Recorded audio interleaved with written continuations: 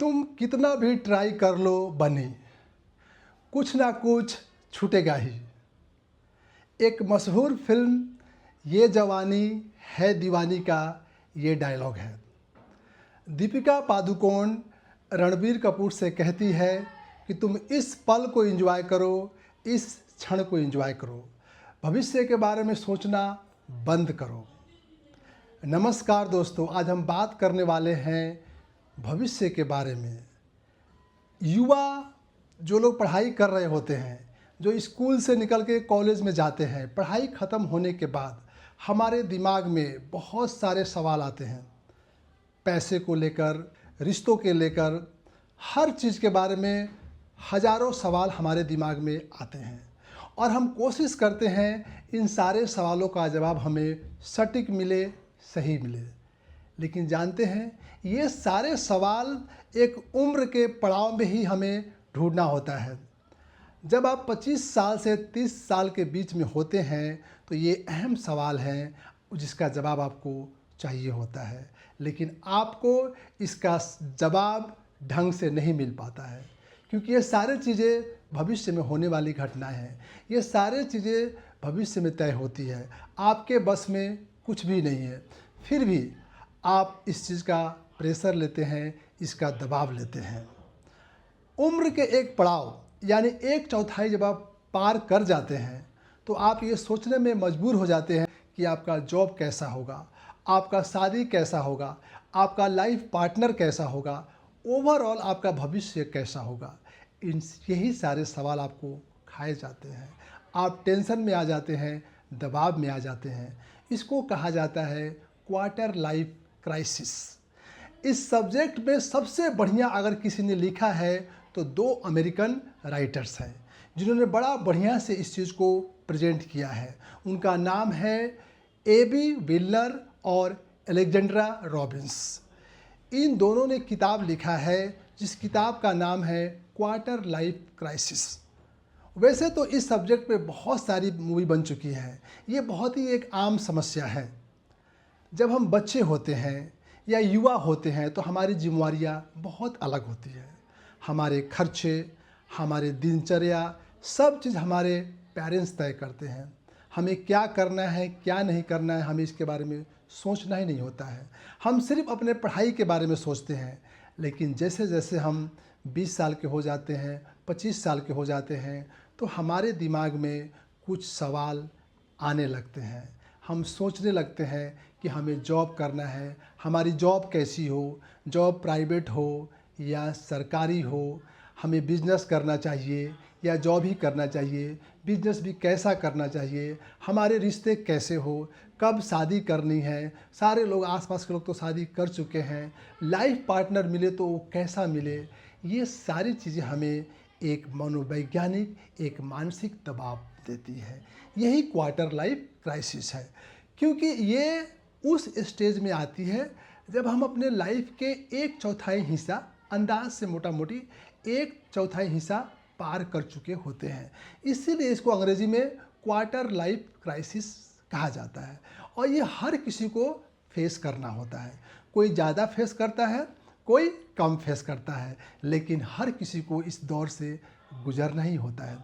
किसी को जॉब के लेके टेंशन होगा, किसी को अपने शादी को लेके, भविष्य को लेके, किसी को अपने ओवरऑल कैरियर को लेके टेंशन रहता है।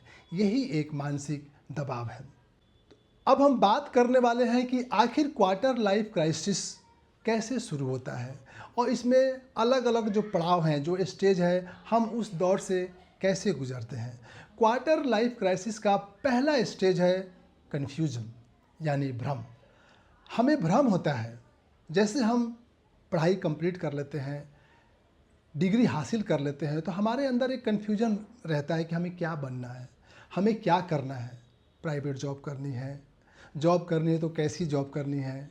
औरों लोगों की जॉब तो दूसरे लोग काफ़ी अच्छे जॉब कर रहे हैं, कुछ स्टार्टअप करना है।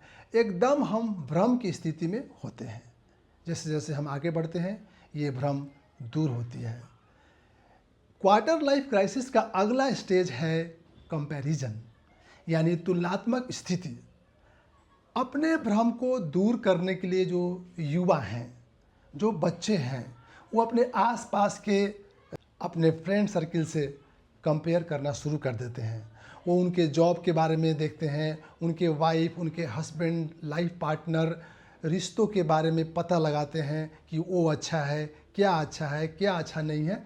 एक तरीके से हर चीज़ कंपेयर करके देखते हैं कि क्या वो बेटर पोजीशन में है कि नहीं है। ये एक तुलनात्मक स्थिति है। क्वार्टर लाइफ क्राइसिस का अगला पड़ाव है आपका प्रेशर, दबाव की स्थिति। आपने कंपेयर तो इसलिए किया था ताकि आपका भ्रम दूर हो जाए। कैसी नौकरी अच्छी होती है इसका पता लगाने के लिए आपने कंपेयर किया था, लेकिन कंपैरिजन करने से भ्रम दूर नहीं होता है। उल्टा आप दबाव में आ जाते हैं, आप प्रेशर में आ जाते हैं। या तो क्वार्टर लाइफ क्राइसिस का अगला जो स्टेज है वो थोड़ा टफ होता है, वो कठिन है। उसको कहा जाता है आइडेंटिटी क्राइसिस।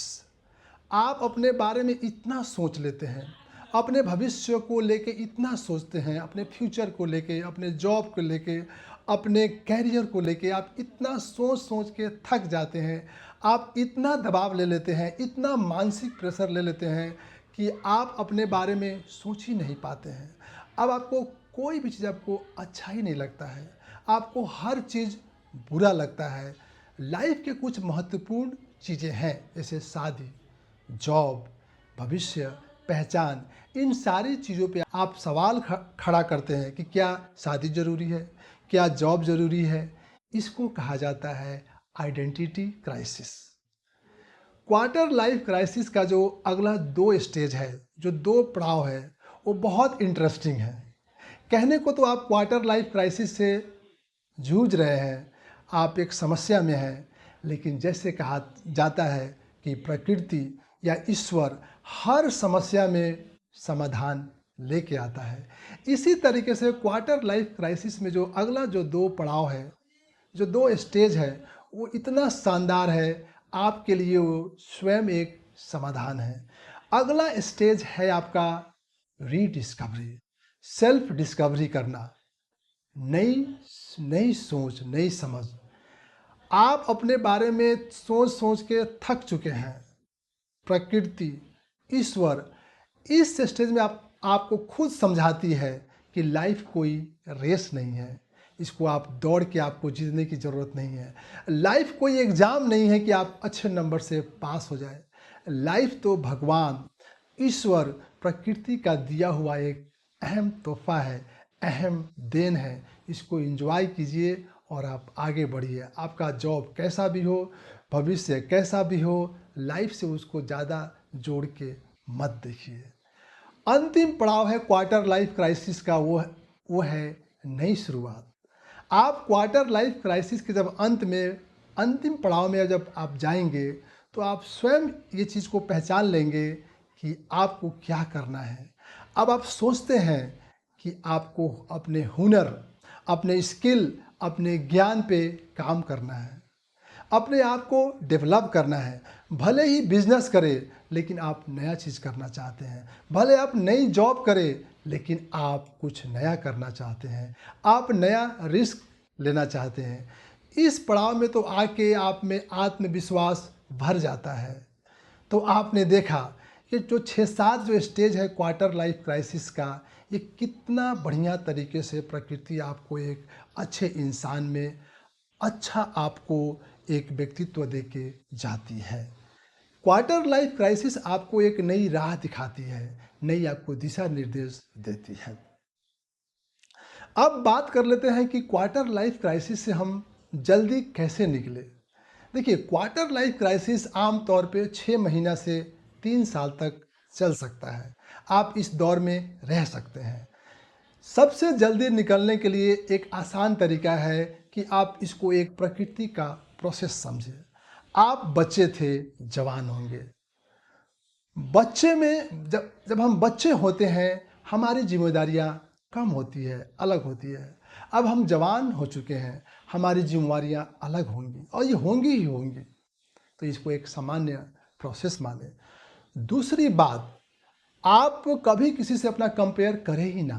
हर किसी का लाइफ, हर किसी का लक, हर किसी का टाइमलाइन, हर किसी का डेडिकेशन अलग अलग होता है। आपका भी अलग है, इस चीज़ को एक्सेप्ट करें।